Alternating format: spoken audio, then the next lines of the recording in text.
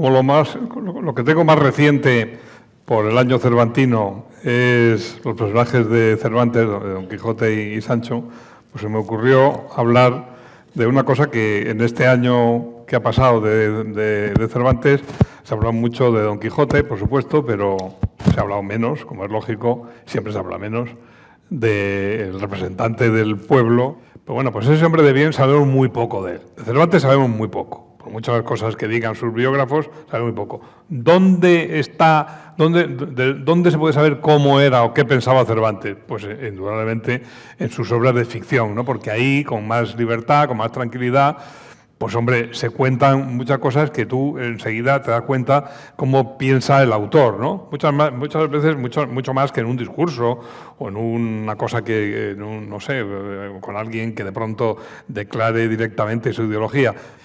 Evidentemente, el personaje popular de Sancho tiene un momento en que le vemos llegar al gobierno, a un gobierno. O sea, ¿qué pasa cuando a un personaje como es un labriego de la época se le da el poder? Pues bueno, pues Cervantes lo hace, lo pone, a ver qué pasa. Que es cuando le hacen gobernador de una ínsula, como lo había prometido Don Quijote. Idealismo, pero tendríamos que hablar también del pragmatismo de Sancho, ¿no?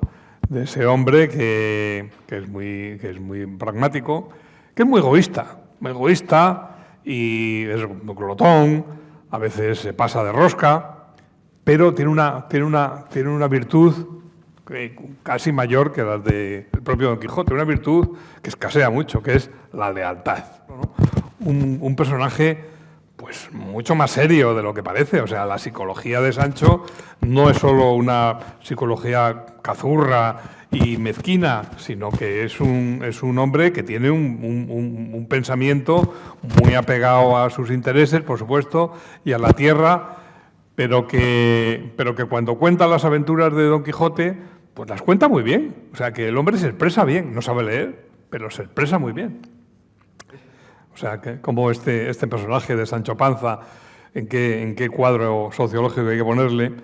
Piensen ustedes que es una España en que sí, existían labradores con pocas tierras, como evidentemente era Sancho, gente pobre, pero no eran mendigos, ¿no? Aunque se dijera que era un pobre labrador, no tenía el concepto de pobreza, sino de hombre de escasos recursos. Y luego estaban los mendigos. Bueno, los mendigos en la España del siglo de oro eran numerosísimos. Se calculaba que de cada 5 personas, una era un mendigo. O sea, que mismo. Ustedes piensen que en la España de Cervantes, la que vivía supuestamente Don Quijote y Sancho, personajes de ficción, había 300.000 moriscos. Teniendo en cuenta cómo era la población de España entonces, convivía la España cristiana, como la España de hoy, convivía con una gran cantidad de lo que hoy serían inmigrantes musulmanes, ¿no? Pues sean marroquíes o donde sean, pues era una convivencia más o menos difícil, a veces, enfrentada, casi siempre pacífica, ¿no?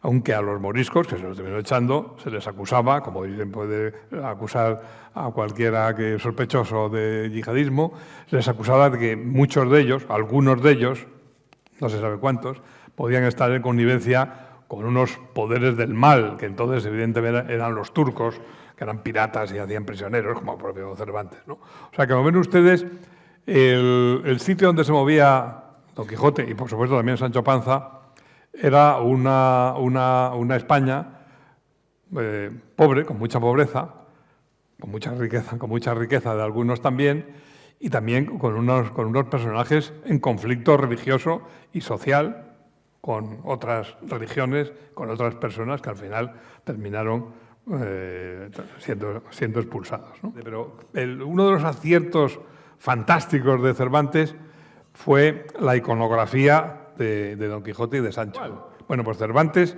tuvo el enorme hallazgo visual de inventarse un personaje seco, con un vestido a la antigua, en un rocín flaco y acompañado de un hombre bajito o barrigudo, como ustedes quieran, aunque muchas veces no aparece así en el Quijote, o sea, acompañado con un contraste. Eso es un acierto impresionante de un hombre de lo visual, de un hombre del teatro, ¿no? En fin, para los españoles se supone que nosotros nos identificamos con Don Quijote y menos con Sancho, ¿no? Porque es un personaje pues, menos idealista que el otro. Somos generosos, valientes como Don Quijote, arriesgados, con un punto, si quieres, de desprecio al peligro. Nos gusta identificarnos con Don Quijote y menos con Sancho.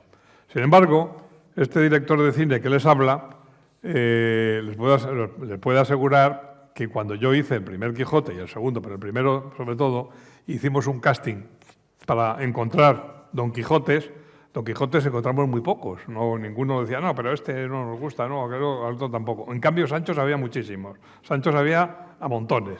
O sea, que el personaje típico del español, o sea, pues se ve que abunda más Sanchos que Quijotes, que es una proyección ideal de lo que uno quisiera ser, ¿no? Lo que les voy a enseñar a ustedes enseguida es el Sancho gobernador, ¿no? ¿Qué pasa con este personaje popular que de pronto le ofrecen gobernar?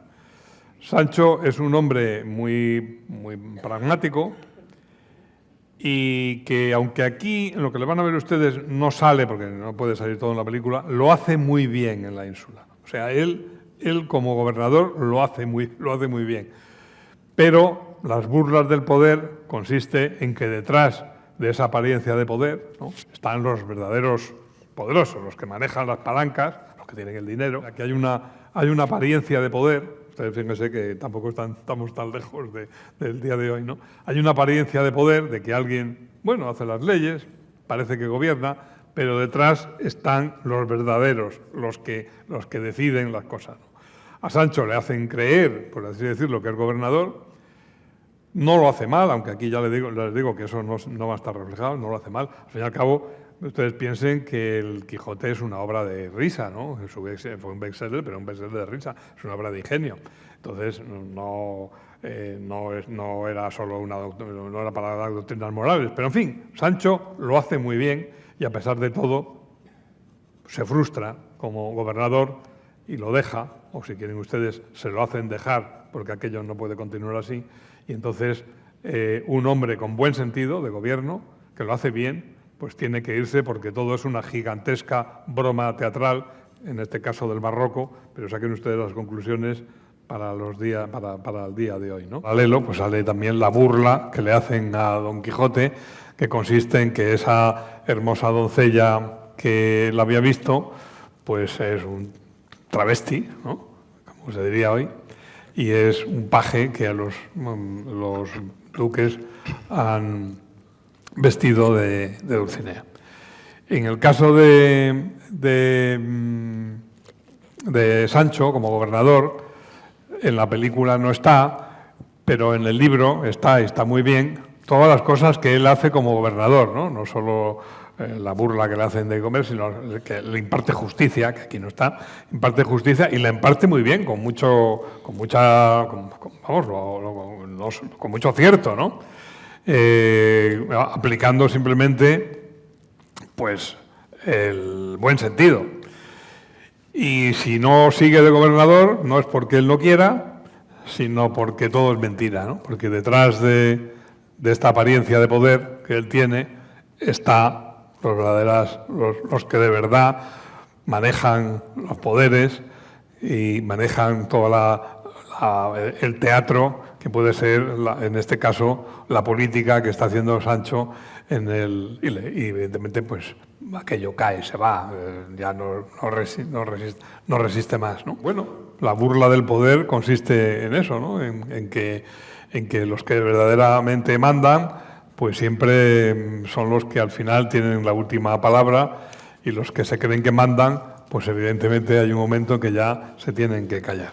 Sí, Don Quijote, que ya saben ustedes, tiene una locura voluntaria. La locura de Don Quijote, no hay ningún psiquiatra que haya sabido en qué consiste. Él quería creerse aquello, ¿no? Bueno, pues a Sancho, mira tú por cuánto, también le pasa lo mismo. No sabe leer, no lee, no puede estar autoengañado por las novelas de caballería, sino que él lo que quiere es engañarse de las palabras de Don Quijote, ¿no? Como ciudadano, el ciudadano Sancho Panza se ha impregnado de una cosa muy de Don Quijote, que era cumplir con su deber.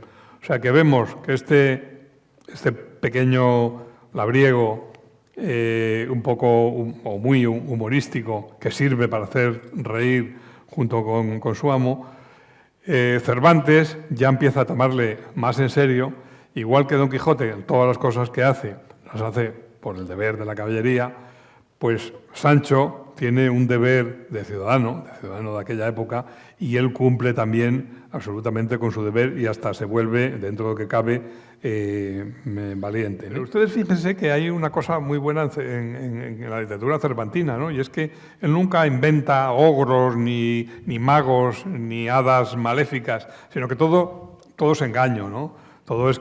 Pero desde alguien que se quiere autoengañar, ¿no? O sea, que a lo mejor es que dentro de la condición humana está también el querer adorar a becerros de oro y autoengañarse, ¿no? Y pensar en algunos grandes ideales que luego no van a materializarse. Que Cervantes era un gran analista de la realidad de su tiempo y que, a pesar de hacer ficción, pues lo que rodea a esos personajes de ficción pues es muy real. Antes, yo al principio estaba hablando por ejemplo, de los moriscos, ¿no? Salen en 2 o 3 ocasiones, sobre todo al final, en la segunda parte, Don Quijote se encuentra con un morisco, se llama Ricote, que va, bueno, que le han echado, que le están echando, que se tiene que ir, ¿no? de España. O sea que no es que se puedan hacer paralelos muy cercanos entre la España de Cervantes y la de hoy, no sería justo, ¿no? Pero evidentemente hay muchas cosas que se le parecen bastante, salvando las distancias cronológicas. O sea, pues, por ejemplo, las burlas del poder pues siguen siendo iguales. O sea, hay gente que parece que manda, parece que tiene el poder ejecutivo o legislativo, pero detrás están las verdaderas. Entonces se podría llamar duques y hoy lo podemos llamar tramas, ¿no? Pero evidentemente pues siempre están detrás de los que manejan las figuras del teatro, pues son los que de verdad hacen los personajes y no los personajes lo que se cree que son, ¿no? Bueno.